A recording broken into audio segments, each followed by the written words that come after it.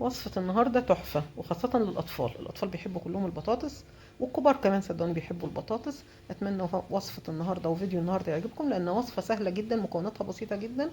أتمنى إن هي تعجبكم. لو أول مرة تشوفي قناتي أتمنى تشتركي في القناة ويعملي لايك للفيديو وشير عشان الكل يشوفه، ونشوف بقى عملنا بطاطس النهاردة المقرمشة الجميلة اللي احنا شايفينها دي ازاي. عندي هنا حوالي نص كيلو من البطاطس. أنا قشرتها وغسلتها. هبتدي ان انا اقطعها اي تقطيع عشوائي، مش هيفرق معايا.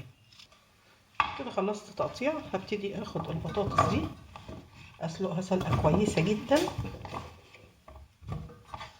وبعد كده نرجع نشوف. طبعا هغطيها بالميه وهسلقها ونرجع نشوف هنعمل ايه.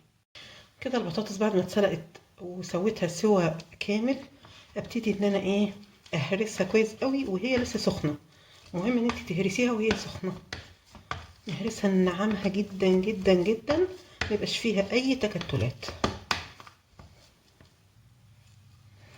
طبعا هي عشان تديني النتيجه الحلوه اللي احنا شفناها من شويه، في شويه تريكات كده لازم نلتزم بيها. اول تريكه نوعيه البطاطس نفسها.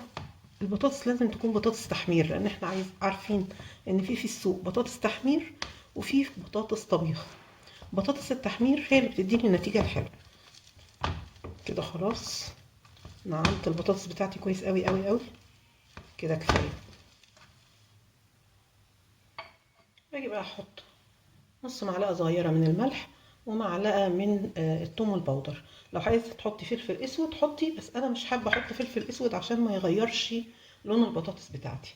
بعد كده هحط لها معلقتين كبار من النشا. النشا ده بقى بيديني قرمشه وتفضل محتفظه بالقرمشه. هحط كمان حبه وتفضل محتفظه بالقرمشه بتاعتها حتى بعد ما بتبرد. ابتدي بقى اخلطها كويس قوي مع بعضيها.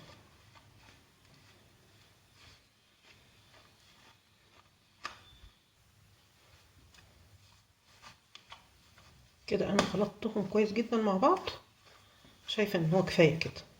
نبتدي بقى مرحلة التشكيل، ونشوف كمان التركة المهمة جدا جدا أثناء التحمير اللي تديني نتيجة كويسة.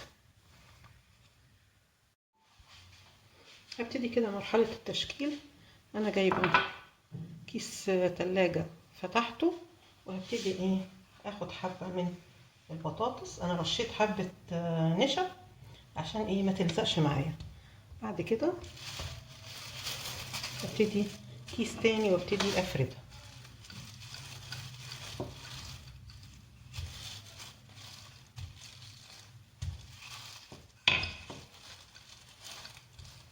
حوالي سمك مثلا 3-4 مللي او نص سنتي مثلا، مش اكتر من كده. وهبتدي باي قطاعه عندي وابتدي ان انا اقطع.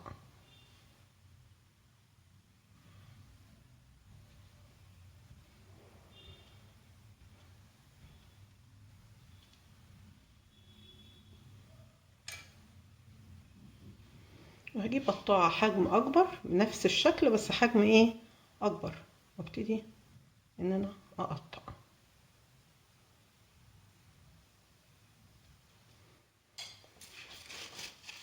بعد كده ارصها على صينيه.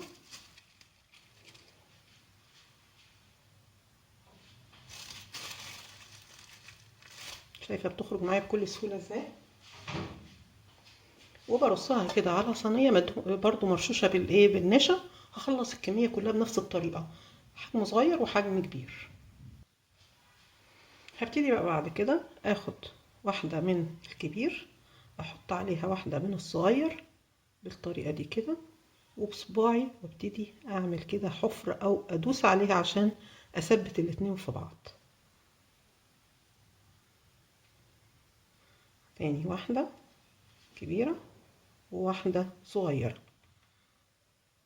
وابتدي ان انا بصباعي وادوس اثبتها من النص بالطريقه دي.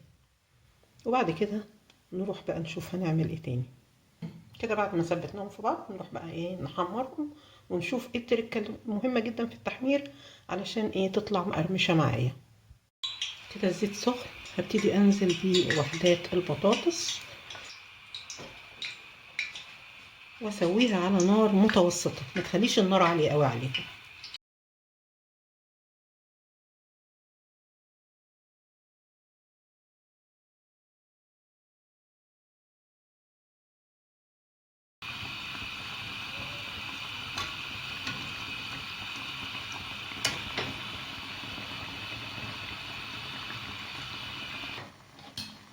كده خلاص تمام. ابتدي ايه اصفيها من اي زيت. شكلها باين عليه القرمشة، يعني من قبل ايه ما اوريها لكم باين القرمشة.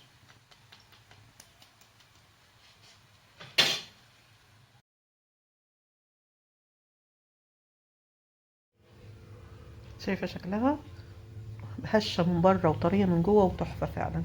ببتدي ازينها بقى بايه، بكاتشب كده بحطه في النص عشان تديني شكل الوردة الجميلة.